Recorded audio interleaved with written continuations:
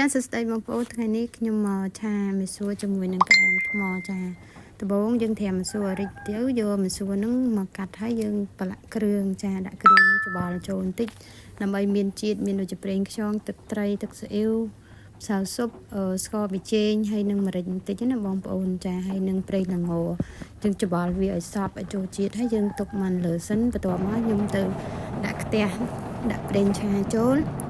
ខ្ញុំមកទៅបំពងខ្ទឹមជាមួយនឹងខ្ញីចាហើយនឹងគល់ខ្ទឹមឲ្យឡើងឈ្ងុយចាបន្ទាប់ពីឈ្ងុយយើងក៏បានដាក់ក្តាមថ្មចូលចាឆា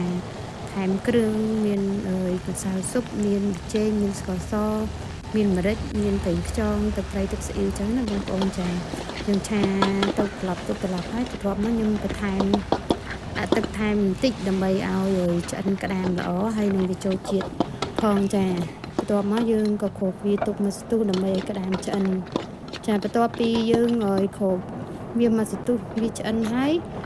យើងភ្លក់រសជាតិហើយក៏បន្ថែមម្សៅចូលចាព្រោះម្សៅហ្នឹងក៏វាមានជាតិហើយយើងបានដាក់គ្រឿងទេសចូលដូចគ្នាឆាត្រឡប់ឲ្យឆ្អិនម្សៅហើយយើងដាក់ស្លឹកខ្ទឹមពីលើជាការស្រេចបងប្អូន